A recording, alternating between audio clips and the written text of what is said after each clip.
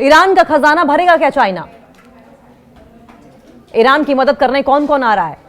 अब ईरान को सपोर्ट करने के लिए चाइना आगे आ गया है और ईरान का खजाना अब चीन भरेगा। जबरदस्त प्लानिंग भी हो गई है। नेतन्याहू ट्रंप की अब आफत आने वाली है। अमेरिका ने वेनेजुएला से चीन की तेल सप्लाई रोक दी है, तो ड्रैगन ने ईरान का हाथ थाम लिया। एक बार फिर से सुनिए, वेनेजुएला से चीन की तेल सप्लाई रोकी गई तो ड्रैगन ने ईरान का हाथ थाम लिया। अब जो पैसा कभी वेनेजुएला को जाता था, अब वो ईरान के पास आएगा। वेनेजुएला में मादुरो की गिरफ्तारी के बाद चीनी रिफाइनरी ने अब सस्ते कच्चे तेल के लिए ईरान की तरफ रुख कर लिया है। चीन के इस कदम से अमेरिकी सैंक्शंस के बावजूद इसके कि अमेरिका ने बैन लगा रखा है, प्रतिबंध लगा रखे हैं, अमेरिकी लेवीज के बावजूद ईरान की कमाई बढ़ेगी, जिससे ट्रंप और नेतन्याहू की टेंशन तय है कि बढ़ने वाली है। चलिए अब आपको एक एक करके बताते हैं कि चीन का यह प्लान भी है क्या। अमेरिका ने वेनेजुएला में बड़ा खेल करते हुए निकोलस मादुरो को गिरफ्तार तो कर लिया और वहां के तेल पर अपना कब्जा भी जमा लिया, लेकिन चीन ने इसका ऐसा तोड़ निकाला है जिससे अमेरिका और इजराइल की टेंशन बढ़नी तय मानी जा रही है।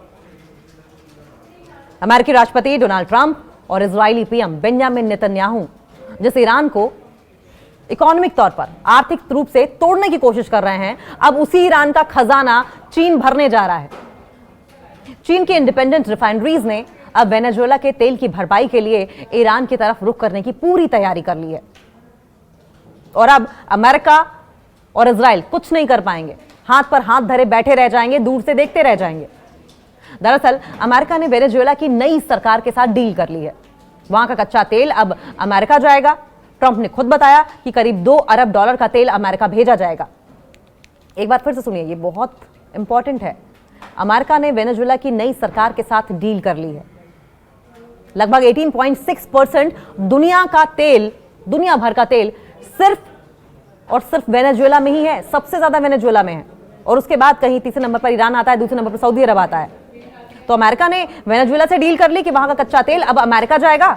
ट्रंप ने खुद बताया कि करीब $2 अरब का तेल अमेरिका भेजा जाएगा और इसका सीधा असर क्या होगा? चीन पर पड़ा है इसका सीधा असर, क्योंकि चाइना वेनेजुएला से भारी मात्रा में सस्ता तेल खरीदता था। अब चीन के पास ऑप्शन क्या है? चीन कहां रुकने वाला है? चीन रुकने वालों में से नहीं है। मार्केट के जानकार, मार्केट के एक्सपर्ट्स और ट्रेडर्स ने खुलासा किया है कि वेनेजुएला से तेल सप्लाई बंद होते ही चीनी रिफाइनरीज ने अपना पूरा फोकस ईरान और रशिया पर शिफ्ट कर दिया है। ईरान में भी तेल है, रशिया में भी तेल है, अब ईरान और रशिया पर फोकस शिफ्ट हो गया। और सबसे बढ़िया बात यह है, सबसे इसमें गौर करने वाली बात यह है कि ट्रंप की चाल जो है वो उन्हीं पर भारी पड़ गई है। स्पार्टा कमोडिटीज की एनालिस्ट हैं जून गो। इनका यह कहना है कि वेनेजुएला का जो पूरा ड्रामा था वो चाइना की प्राइवेट रिफाइनरीज को चोट पहुंचाएगा, लेकिन बाजार में रूसी और ईरानी तेल की भरमार है। तो एक तीर से जो कई निशाने साधना चाह रहे थे डोनाल्ड ट्रंप, वो सारे तीर उन्हीं को आकर लगते हुए दिखाई दे रहे हैं, क्योंकि रशिया और ईरानी तेल की भरमार है मार्केट में और इसलिए चाइना को क्योंकि डरने की जरूरत ही नहीं है। वो बस अपना सप्लायर बदल लेंगे, कुछ नहीं बिगड़ेगा उनका। और यही बात ट्रंप और नेतन्याहू को परेशान कर सकती है। बौखलाएंगे डोनाल्ड ट्रंप, फड़फड़ाएंगे डोनाल्ड ट्रंप, लेकिन करेंगे क्या? कर भी क्या सकते हैं? चाइना उनके पहुंच की बात नहीं है। अमेरिका ने वेनेजुएला से चीन का पत्ता तो काट दिया, लेकिन अनजाने में उसने चीन को ईरान की झोली में डाल दिया। ट्रंप ने सोचा ही नहीं था कि ईरान की इतनी बड़ी मदद हो जाएगी, वो भी ऐसे समय में जब अमेरिका ईरान को बार बार दबाने की कोशिश कर रहा है। अंदाजा नहीं था कि ईरान की झोली भरेगी, ईरान का खजाना भर जाएगा। अपनी ही खोदे हुए गड्ढे में बार बार डोनाल्ड ट्रंप गिर जाते हैं, अपने ही बुने हुए जाल में फंस जाते हैं। और अब की बार भी यही हुआ, ईरान माला माल होगा और अमेरिका देखेगा। अब चीन जो पैसा वेनेजुएला को देता था वो पैसा ईरान के पास जाएगा। ईरान पर सैंक्शंस लगाकर उसे कमजोर करने की अमेरिकी कोशिशों को इससे एक बड़ा झटका लगने वाला है और उसके जिम्मेदार डोनाल्ड ट्रंप खुद है। मार्च अप्रैल में असली इसका असर भी देखने को मिल जाएगा। 2 ही महीने की बात है, 2 महीने में इसका असर देखने को मिलेगा, किस तरीके से ईरान की झोली भरने लगेगी। केपलर के डेटा के मुताबिक चाइना के पास अभी जहाजों पर वेनेजुएला का इतना तेल मौजूद है कि अगले 75 दिनों तक उसकी गाड़ियां दौड़ती रहेंगी। लेकिन मार्च और अप्रैल आते आते यह स्टॉक खत्म हो जाएगा। केपलर की सीनियर एनालिस्ट जू मुयू के मुताबिक ठीक इसी समय चीनी रिफाइनरीज पूरी तरीके से ईरानी और रूसी तेल पर शिफ्ट हो जाएंगी।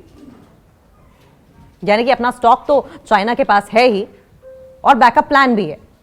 कनाडा और इराक भी अब इस कतार में है, लेकिन ईरान सबसे आगे है। हालांकि चीन के पास कनाडा, ब्राजील और इराक से तेल लेने का ऑप्शन भी है। समझिए, चाइना के पास ऐसा नहीं कि सिर्फ ईरान ही एक ऑप्शन है। हालांकि वो खरीदेगा ईरान से, उसके पास कनाडा का ऑप्शन है, ब्राजील का ऑप्शन है, इराक का भी ऑप्शन है। कनाडाई तेल पर भी छूट मिल रही है क्योंकि अमेरिका में मांग कम होने की उम्मीद है। लेकिन चीन के टीपॉट रिफाइनरीज के लिए ईरानी तेल की केमिस्ट्री और इकोनॉमिक्स सबसे ज्यादा फिट बैठती है और इस लिहाज से Iran is the best option. कुल मिलाकर वॉशिंगटन ने सोचा था कि वेनेजुएला पर कब्जा करके वो सप्लाई चेन अपने हाथ में ले लेगा, लेकिन ड्रैगन ने अपनी नई प्लानिंग से ईरान की चांदी चांदी कर दी है।